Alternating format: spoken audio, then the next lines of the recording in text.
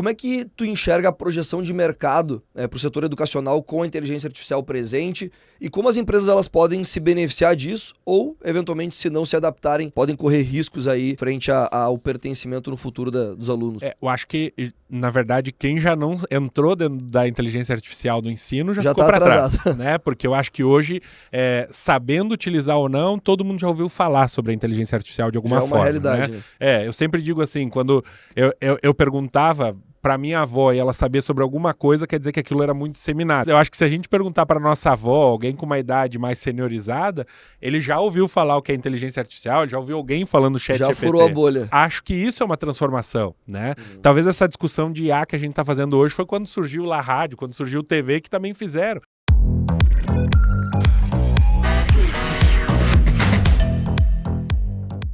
Café na mão, fone no ouvido e foco no mercado. Senhoras e senhores, começa agora mais um Avelcast. E o meu convidado de hoje é muito especial, a temática é ainda mais importante de falar sobre educação, não só na formação, como também no mercado financeiro. Eu tenho aqui comigo um grande amigo, Luiz Felipe Forgiarini, que é mestre e doutor em medicina pela URGS e também tem MBA em gestão de negócios pela FGV. Luizão, muito bem-vindo e obrigado pela tua presença antes de mais nada. Muito obrigado, Henrique. É um prazer estar aqui com vocês para a gente conseguir falar um pouquinho mais do mercado de educação e o panorama geral do que vai ser aí nos próximos 5 anos, que a gente vem acompanhando. Vamos discutir um pouquinho das tendências.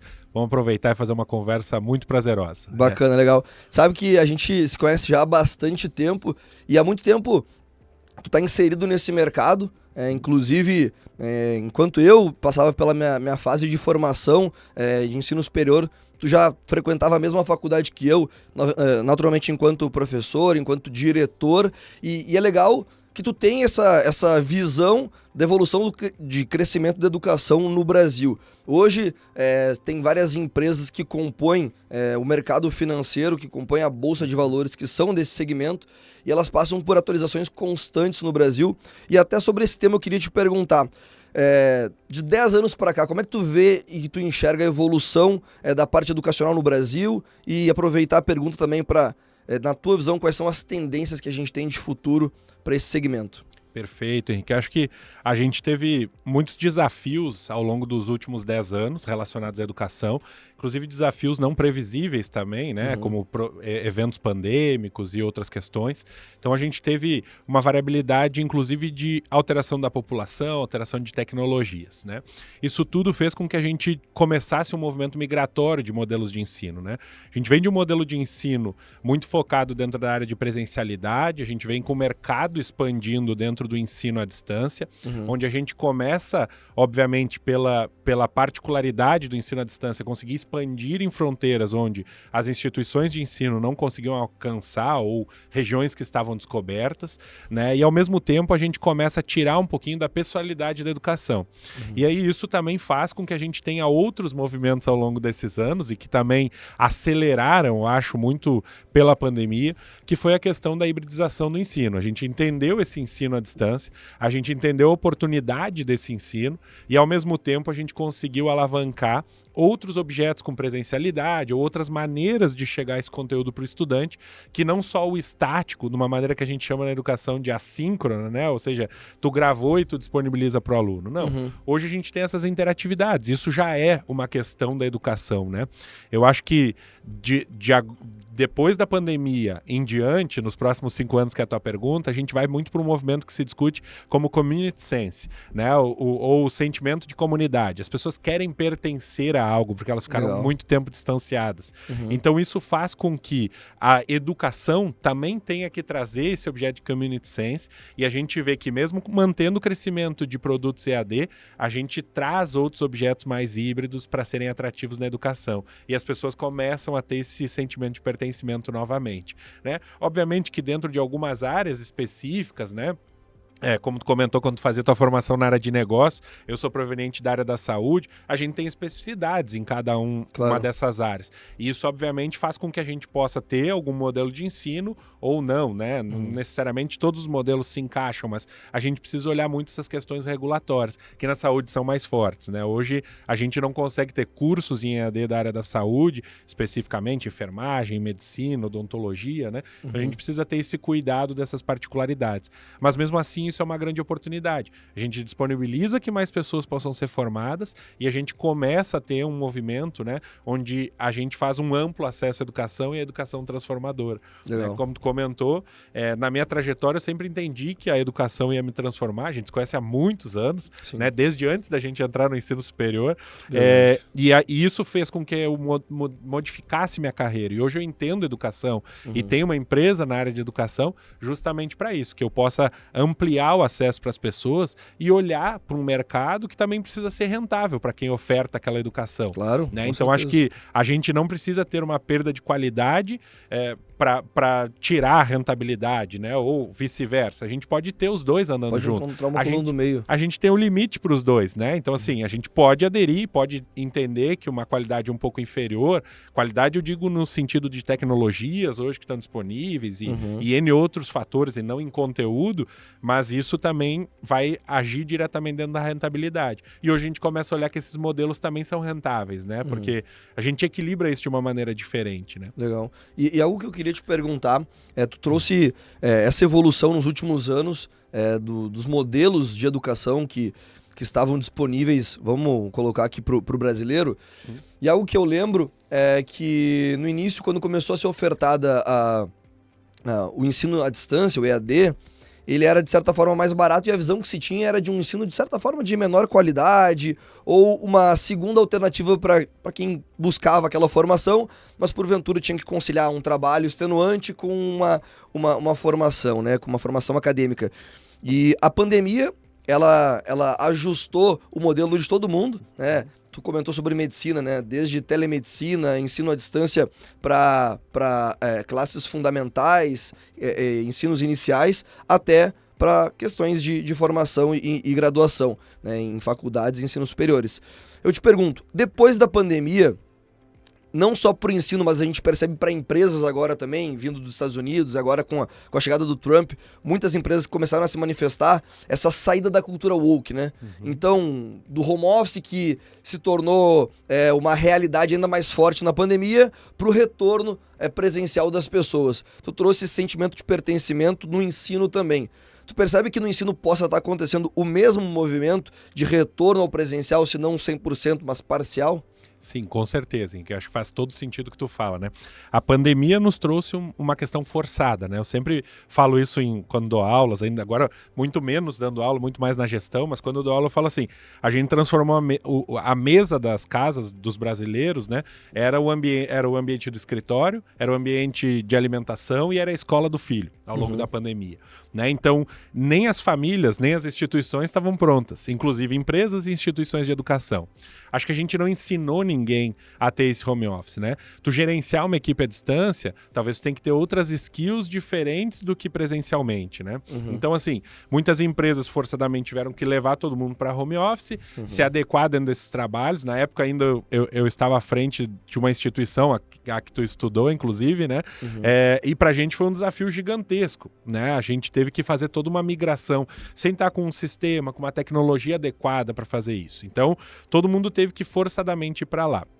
Quando a gente olha isso, né, a gente vê que isso nos ensinou bastante. Isso nos ensina em como fazer esse ensino com pertencimento mesmo à distância. Porque hoje tu tem diferentes estratégias, né? E daí, voltando à tua pergunta primária aqui dessa questão, o EAD é mais barato e tem menos qualidade, como sempre foi conhecido. E não, a tecnologia hoje para tu fazer isso, as produções que se faz, né, elas são muito, muito interessantes. A gente pode ter pessoas de qualidade, a gente pode ter pessoas que talvez os nossos alunos presencialmente não teriam acesso e a gente consegue disponibilizar, né? Eu tenho um grande amigo aí que é diretor de inovação do grupo Mais A Educação, Stefan Jones. Ele usa um bordão que ele falava que eu sempre gravei. When Hollywood Meets Harvard. Ele sempre brinca isso, que a gente tem que fazer uma produção cinematográfica, né, com qualidade, algo que seja atrativo, porque aquele estático do vídeo parado, sem movimento, sem interação, também fica ruim para o estudante, né? Também prejudica a aprendizagem dele. E a gente pode trazer um conteúdo, então a gente pode ter acesso a uma pessoa que talvez tu nunca teve, e tu pode trazer para o teu aluno, mas não necessariamente todo o teu currículo precisa ser dessa forma, ou tudo igual dentro das disciplinas. Eu acho que a capacidade adaptativa rápida dentro das instituições vai fazer com que a gente se diferencie nesse mercado tão volátil globalmente, né? Exato. Quando tu fala do Trump, tu fala dos mercados, né? A gente precisa ensinar as pessoas. A gente fala muito de sustentabilidade, pouco a gente ensina isso dentro, evidentemente. A gente fala de questões teóricas. Muitas vezes a gente fala de inovação e empreendedorismo dentro das instituições. E a gente coloca um professor, às vezes, que nunca foi empreendedor na vida e não sabe o desafio real. Né? A gente brinca isso dentro da gestão, mas é uma realidade em várias instituições. Claro. Às vezes o cara não é um empreendedor. E isso é engraçado, porque trazendo até, para quem nos escuta e nos assiste, um fato pessoal. Eu venho de uma família de negócios, né? Meu pai sempre teve supermercado e tinha um contraste dentro de casa que era minha mãe se formando em administração, e isso que tu falou foi perfeito, porque tinha esse embate, claro que de uma forma sadia e até engraçada, pô, eu tenho a faculdade, mas eu tenho a vivência, eu tenho a prática. E muitas vezes eram mundos que não se conversavam. Tu tinha o teórico e tinha o prático, e era muito pouco aderente, vamos dizer assim, né? Então, hoje, isso é algo que realmente tem um diferencial grande. Tu tocou num outro ponto que me chama a atenção. A gente aqui, enquanto Avel, tem muito a missão de transformar o mercado financeiro do Brasil, né? Transformar o investidor brasileiro em algo que, de fato, realmente coloque ele numa posição privilegiada de tomada de decisão, de construção de patrimônio. E quando a gente fala sobre isso, a nossa missão de levar a educação financeira, ela passa muito também pela forma, né? Que nem eu comento aqui, até com o pessoal da equipe. Quando a gente vai fazer trazer uma informação de mercado, não é nada diferente do que essa pessoa pudesse ler num relatório ou num site. Mas, às vezes, tu gravar de uma maneira mais descontraída, mudando o ângulo, mudando luz, mudando o contraste, tom, isso faz com que a pessoa, de fato, consiga captar melhor essa informação. Tem muita gente que fala hoje em dia que quando quer aprender alguma coisa vai até no TikTok. Então, se a gente não adequar o mercado e a indústria, vamos colocar assim, da educação, para essa nova realidade que é hoje o jovem, que tem informação e estímulo na palma da mão a todo momento, talvez fique obsoleto de fato a forma de ensino, né? Perfeita a tua colocação, Henrique. Acho que isso é muito importante. A cocriação de conteúdo se expandiu, né? Obviamente, a gente gostando ou não, a gente tendo os nossos julgamentos pessoais em relação a isso, de ter a pessoa ter formação ou não, como muitas vezes se fala, né?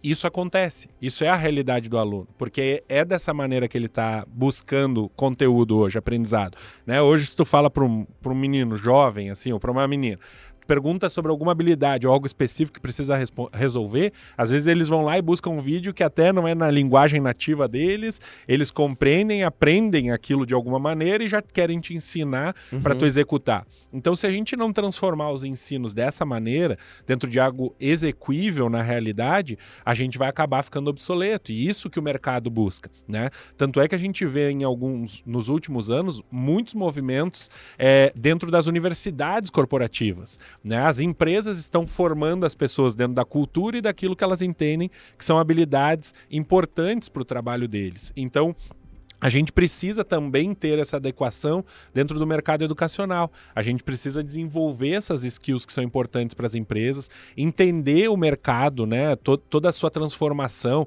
A gente quer que as pessoas entendam, por exemplo, uma influência das sanções que o Donald Trump está fazendo agora nos Estados Unidos dentro do Brasil, mas a gente nunca fala de mercados globais dentro das instituições. A gente não ensina o que é uma economia global, como uma geopolítica interfere dentro do Brasil, né? A gente quer ensinar a educação financeira sem que a pessoa entenda realmente o que é um mercado financeiro, como ele se comporta. Então, acho que esse ponto é importante, né? A gente dar ênfase, e aí eu acho que tem muitas coisas legais aí, tem um relatório que se chama The Future of Job Report. Ele é muito interessante no sentido que ele fala exatamente esses movimentos, né? E das questões globais, das questões importantes de habilidades, do aprendizado com a questão global, né? Se a gente olha o sistema de ensino brasileiro em relação a Estados Unidos, por exemplo, a gente tem muita diferença dentro do ensino superior, né? O currículo lá começa com 2 anos iniciais de entendimento de habilidades gerais e depois o cara vai para o major, que é mais específico dentro da área que ele escolheu de formação, né? Então, acho que esses pontos podem nos ensinar muitas coisas, porque a gente não tem como formar alguém para a sociedade sem olhar a necessidade real da sociedade, né? Então a gente precisa entender o que aquelas pessoas necessitam naquela região ou globalmente para que a gente possa transpor isso dentro da universidade, né? Se a gente criar dentro dos muros teóricos da universidade, que foi o caso que tu comentou, da tua mãe fazendo administração e do teu pai com a vivência, né? A gente pode estar dando um conteúdo vazio para aquela pessoa que ela fica sem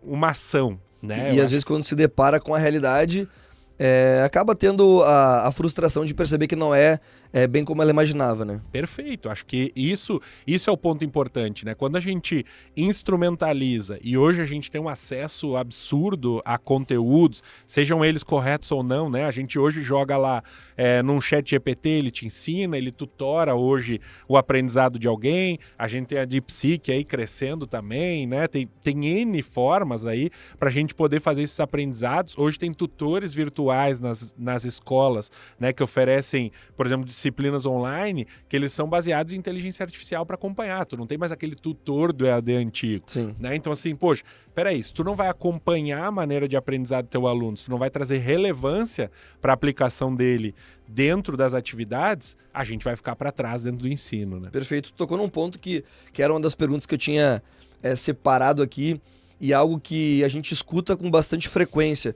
A inteligência artificial está aí e ela está naturalmente cada vez se apresentando de maneira mais barata. Tu comentou sobre a DeepSeek, se vai de fato se concretizar ou não, a gente vai acompanhar nos próximos capítulos, mas fato a inteligência artificial está aí e ela vai cada vez mais se aderir a todos os segmentos, né? Enfim, como é que tu enxerga a projeção de mercado para o setor educacional com a inteligência artificial presente e como as empresas elas podem se beneficiar disso ou, eventualmente, se não se adaptarem, podem correr riscos aí frente ao pertencimento no futuro dos alunos? Eu acho que, na verdade, quem já não entrou dentro da inteligência artificial do ensino já ficou tá para trás, atrasado. né? Porque eu acho que hoje, sabendo utilizar ou não, todo mundo já ouviu falar sobre a inteligência artificial de alguma já é uma forma. realidade, né? Eu sempre digo assim, quando eu perguntava para minha avó e ela saber sobre alguma coisa, quer dizer que aquilo era muito disseminado. E acho que hoje eu não posso mais perguntar para ela, porque ela não tá mais aqui, né? Mas eu acho que se a gente perguntar para nossa avó, alguém com uma idade mais seniorizada, ele já ouviu falar o que é inteligência artificial, ele já ouviu alguém falando no chat já GPT. furou a bolha. Já furou. Então, assim, acho que isso é uma transformação, né? Talvez essa discussão de IA que a gente tá fazendo hoje foi quando surgiu lá a rádio, quando surgiu o TV, que também fizeram. Então, o nosso mundo, ele é transformacional, né? E a gente precisa se adaptar.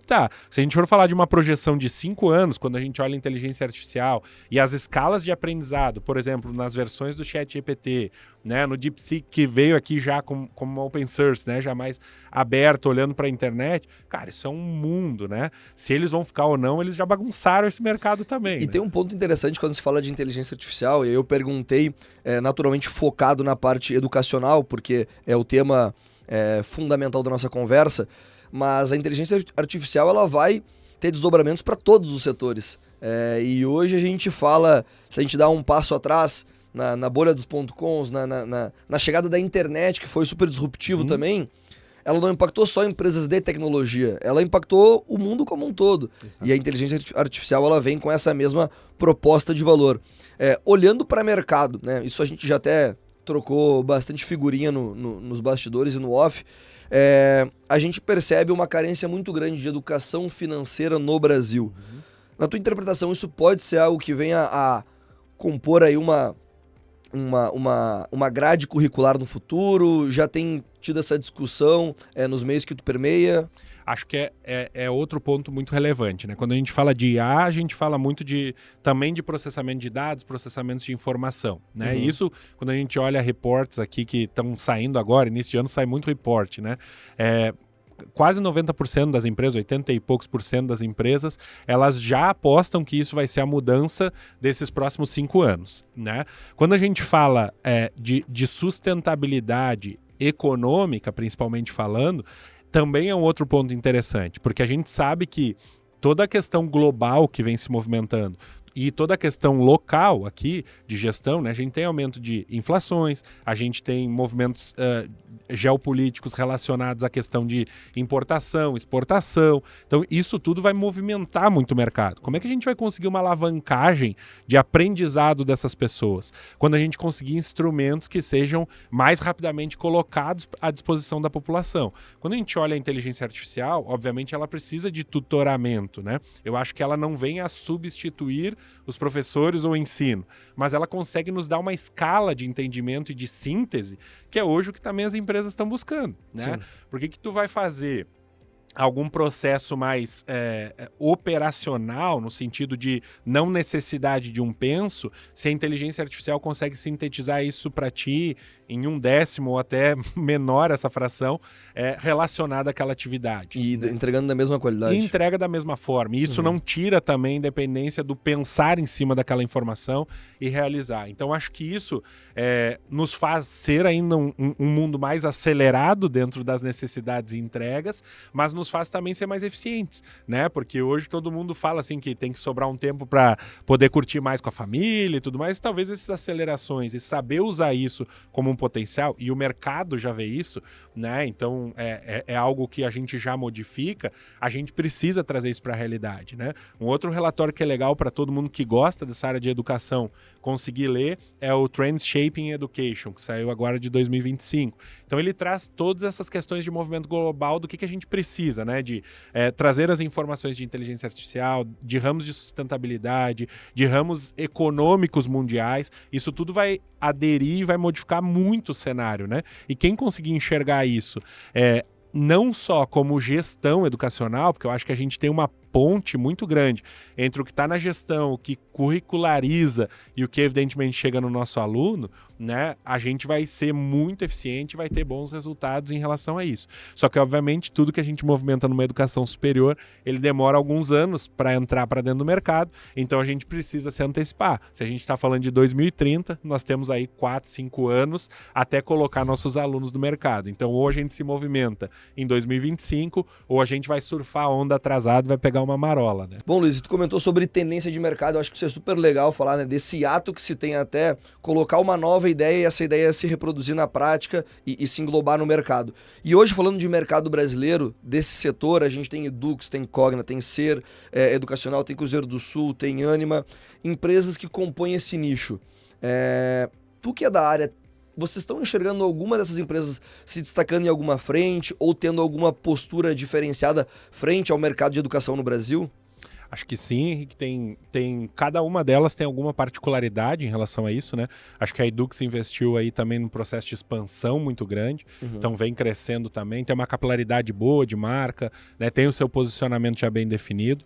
Quando a gente olha a Cogna, ela veio buscando uma diversificação de mercado ali, também com a aquisição do Grupo Eleva Educação, que tem até ensino básico. Então, acho que é um dos primeiros desses players que tu citou, que olham muito para o ensino superior e buscam também já o ensino básico como diversificação de negócio. E daqui a pouco deixar mais vertical, né? Buscar desde o ensino básico e ir levando aquele aluno em todo o trajeto. Exato, é mais natural tu criar um ecossistema onde tu tenha todo um planejamento do aprendizado do aluno do que, evidentemente, ele ter que ir buscando em cada fase da sua vida. Então pode ser um pouco, né, da busca que se faz aí junto com o Grupo Cogna. O Grupo Ser Educacional, ele não é um grupo tão grande quanto esses outros players, mas ele é muito consistente no mercado, no que ele vem oferecendo nos anos, né? A gente observa isso, que sempre tem a sua modalidade, a sua entrega, então tem essa consistência. Quando a gente olha o Grupo Cruzeiro do Sul, né, ele vem numa expansão muito forte dentro da área da saúde, então conheço inclusive o vice-presidente da área de saúde lá, o André Raeli, foi meu gestor quando ainda estava na AFIA. Que legal. Então é um cara que conhece muito o mercado da medicina, é um cara que vem expandindo essa área da saúde, né? Eles tiveram várias vagas autorizadas dentro da medicina. Isso a gente pode falar que era o pote de ouro, digamos, das universidades, Sim. que hoje está mudando muito esse mercado. Isso aí dá mais um podcast para a gente falar só de medicina, né? Acho que aqui a gente vai ter uma transformação muito grande nos próximos anos relacionados à medicina. Legal. Mas até pelo ponto que tu comentou, de ser um nicho mais específico ainda dentro da educação, né? Com de certeza. formação. E assim, hoje a gente tem um hiato da abertura dessas vagas, então a partir do ano que vem a gente forma 32 mil médicos ano, né?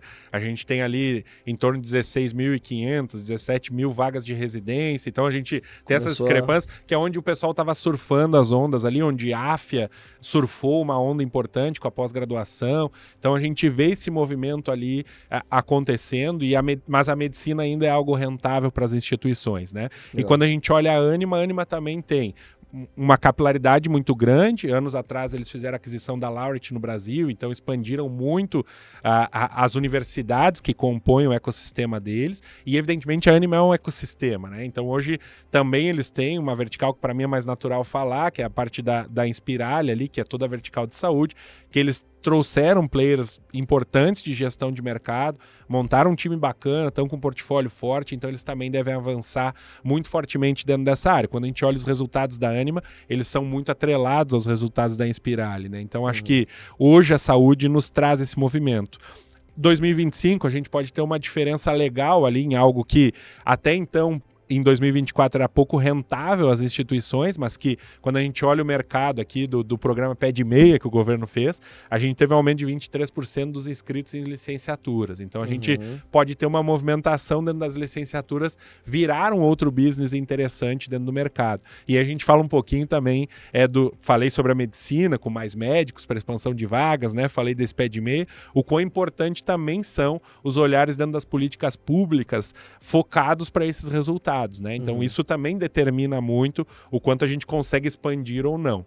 E além disso, se a gente for falar de saúde, a gente tem que começar a olhar um pouquinho para os hospitais, né? Porque o outro edital dos Mais Médicos foi muito focado para a parte de hospitais que também tem instituições de ensino. Então hoje a gente não pode falar o mercado de saúde em educação sem olhar para players hospitalares, como Einstein, Sírio e outros aí, né? Eu tô falando dos dois principais hoje, mas a gente tem muitos hospitais movimentando isso, porque diversifica a receita, ensina a skill dentro da cultura já do próprio hospital. Então isso aí também vai movimentar um pouquinho os mercados e vem cada vez mais acelerando, né? Boa, boa.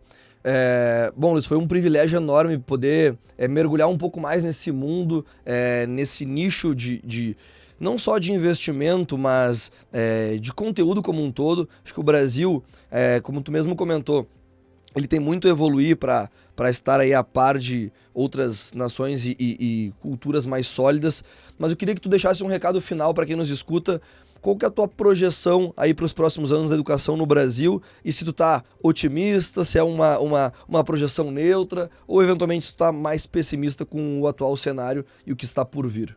Legal. Eu sou sempre otimista quando a gente fala de educação, né? Porque eu acho que a educação, ela transforma. Então eu nunca vi a educação ficar estática, né? Eu acho que a gente tem os desafios e a gente reage a esses desafios.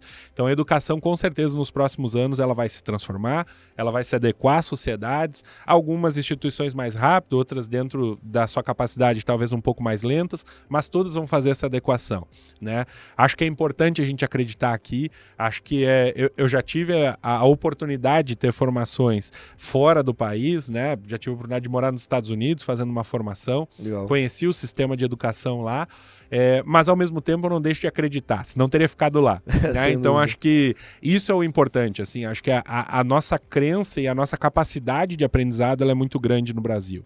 E isso só precisa ser adequado para ser um canhão proativo, né? Então acho que esse é o cenário, assim, a gente vai ter muitas modificações, acho que a gente tem muitos desafios, principalmente econômicos, dentro do nosso país, que vão movimentar muito a educação, mas ao mesmo tempo a gente vai ter bons resultados. Então eu prefiro pecar por ser otimista dentro desse cenário. Perfeito, perfeito.